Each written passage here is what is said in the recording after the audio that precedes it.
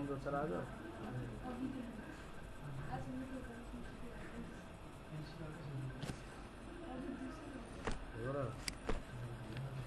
अब यसमा अर्को क्लास बनाऊ पब्लिक क्लास बी भनेर बनाउनु है यो भनेको b is to a भनेपछि यो प्यारेन्ट क्लास भयो अथवा बेस क्लास भन्छ ठीक छ यसलाई चाइल्ड क्लास अथवा डिराइभ क्लास भनेपछि प्यारेन्ट क्लासको क्यापेबिलिटिज यसले लियो भने चाहिँ यसलाई के भन्छ इनहेरिटेन्स भन्छ यो भनेको चाहिँ सिंगल इनहेरिटेन्स भयो यस्तो छ ए छ त्यसपछि बी छ बीले सबै प्यारेन्टको क्यापेबिलिटिज दिएछ भने B is to A nature भनेपछि यो एउटा लेभल मात्रै देखिन्छ नि त त्यसलाई सिंगल सिम्पल इनहेरिटेन्स भन्छ ठिक छ अब यसको इक्जाम्पल यो इनहेरिट्स हो है यो चाहिँ इनहेरिट्स भनेर भन्छ यसलाई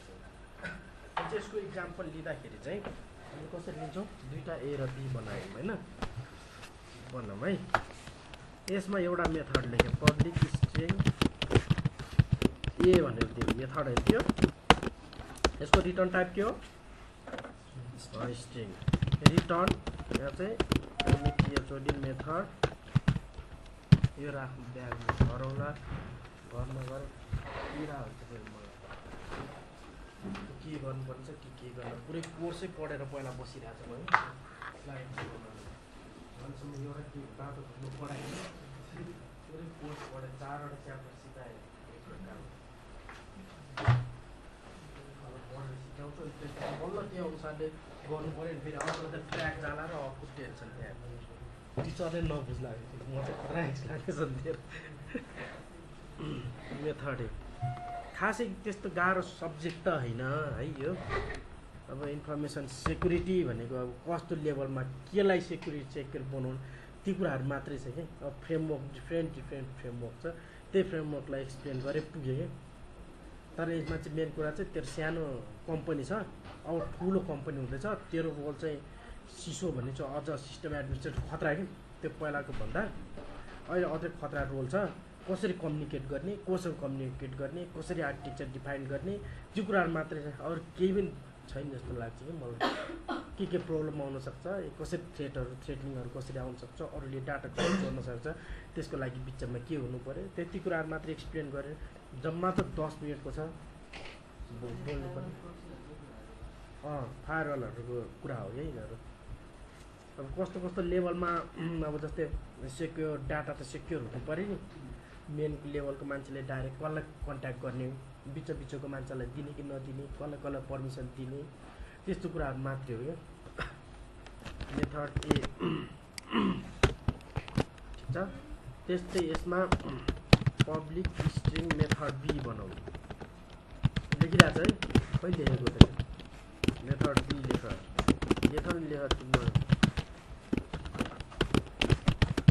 मेथड बी लेख्यो ठिक छ यहाँनिर हामीसँग यसलाई सिङ्गलर सिम्पल इनहेरिटेन्स भन्छौँ भनेपछि मैले के कल गर्छु त क्लास बी कल गर्छु के हेर equal to new B call गर्छु नि त कन्सोल डट राइट लाइन गरेर मैले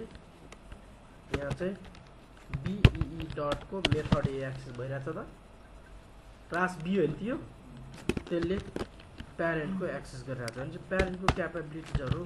कन्सोल डट राइट लाइन गरेर मैले फेरि के गर्छु त बीई डट मेथड आफ्नो मेथड उसले पाउने भइहाल्यो भने चाहिँ प्यारेन्टको क्यापेबिलिटिजहरू पनि लिन सक्छ कि जुन चाहिँ पब्लिक मेम्बर प्राइभेट लिन सक्दैन पब्लिकहरू चाहिँ लिन सक्छ त्यस्तोलाई के भन्छौँ त single inheritance console dot read line हालिदिउँ सिधै कति सजिलो छ अब यसको आउटपुट के आउँछ त मेथड ए र method B just string print गर्ने त हुने होइन र भने मैले रन गरेँ भने चाहिँ मेथड ए र मेथड बी आउँछ त्यस्तै अब अर्को सी भनेर यहाँ थपेर क्या मैले ठिक छ मान्छे सी इज टु बी गर्छ होइन त अब कतिवटा मोर देन वान लेभल भयो नि त्यो त्यही भएर यसलाई चाहिँ यसलाई चाहिँ मल्टी लेभल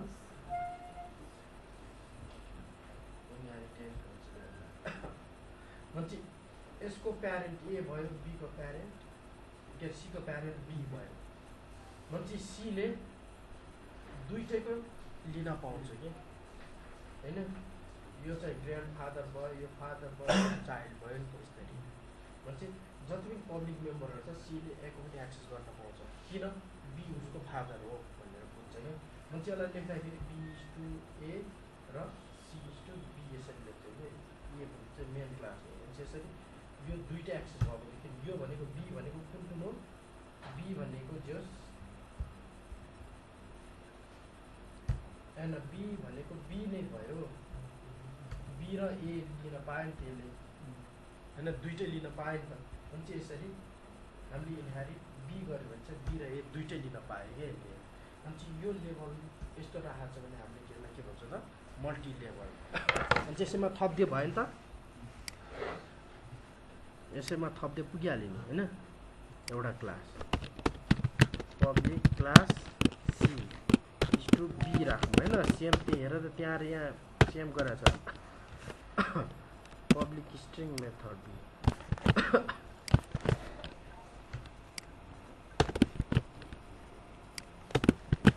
अब यहाँ सी राखौँ ए बी नै राख्नु अब्जेक्ट त जे नाम राख्दै पनि भइहाल्यो नि हुन्छ console B dot method C पनि एक्सेस हुँदैन त तीनटा मेथडै मेथड बी र मेथड सी आयो नि त होइन त भन्छ यसलाई मल्टी लेभल भन्छ ठिक छ अब चाहिँ मल्टी लेभल दुईटा भयो नि त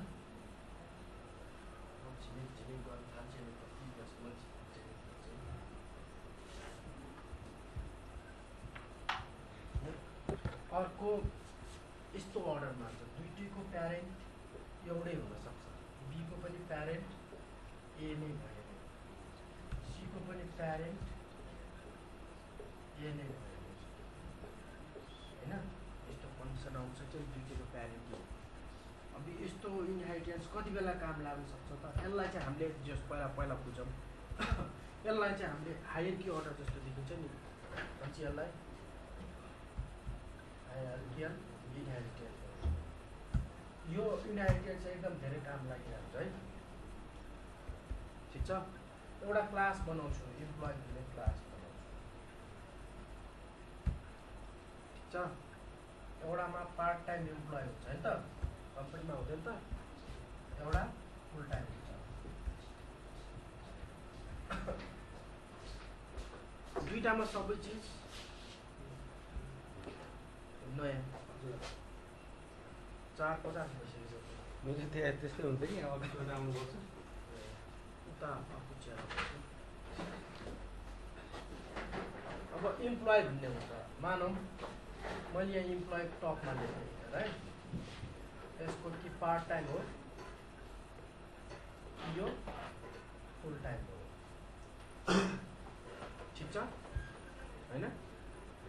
यस्तो हायरकी अर्डरमा बस्यो नि त होइन यो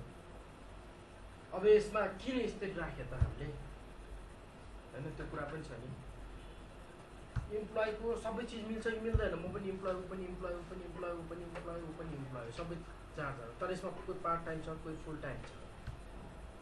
हुन्छ जुन फर्स्ट नेम फुल नेम मिल्छ कि मिल्दैन सबैको हुन्छ कि मिल्दैन जेन्डर सबैको हुन्छ कि मिल्दैन होइन जस्तै जोइनिङ डेट सबैको हुन्छ कि हुँदैन जोइनिङ डेट त्यो भनौँ न तर पार्ट टाइमको चाहिँ आवरली स्यालेरी क्यालकुलेट हुन्छ यसको त्यस्तो त फुल टाइमको त आवरली क्यालकुलेट त हुँदैन होइन भन्छ यो स्यालेरी जुन छ नि यसको स्यालेरी यो दुईवटा डिफ्रेन्ट हुन्छ भनेपछि यो सबै यिनीहरू सबै मिल्दोजुल्दो भएको कारणले गर्दा इम्प्लोइ एउटा क्लास बनायौँ। त्यसबाट इनहेरिट गरेर पार्ट टाइमले त के गर्छ, यो सबै एक्सेस गर्न पायो नि, फुल टाइमलाई पनि यो सबै एक्सेस गर्न पायो नि होइन। भनेपछि हाम्रो यही कुरा पार्ट टाइममा लेख्नु, यही कुरा फुल टाइममा लेख्नु राम्रो होइन नि होइन। रियुजेबिलिटी त बढाउनु पऱ्यो। भनेपछि यस्तो केसेसहरूमा चाहिँ यो हायरार्कियल इनहेरिटेन्स चाहिँ बेस्ट हुन्छ त्यति बेला चाहिँ हामीलाई। चाहिँ हायरार्कियल इनहेरिटेन्सको लागि हामीले एउटा सिम्पल इक्जाम्पलबाट हेर्छौँ होइन। भनेपछि त्यसको इक्जाम्पलको लागि के गर्छौँ त हामीले फर्स्टमा किन चम्किरहेको मान्छे यसलाई हटाउनु पऱ्यो नि त होइन, सीलाई राख्नु पऱ्यो। तर दुईवटा यहाँनिर ए लेखिदेऊ न, भएको भएन, मैले खोजे जस्तो पुगेन। तर यिनीहरू त अहिले त फरक पर्छ नि त अब होइन र। जस्ट बिल्ड सोल्युसन गरौँ। चाहिँ हायरकी अर्डरमा छैन यो, दुइटैको प्यारेन्ट को देखिरहेछ, ए नै देखिरहेछ नि, बीको पनि ए सीको पनि ए। किन यस्तो गरायो?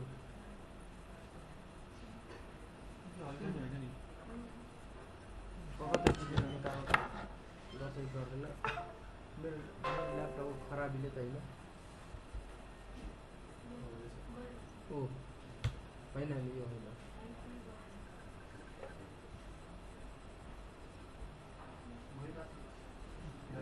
कहाँ भइरहेछ? पोजिटिभ गडबडी यतिको पढाइदिउँ।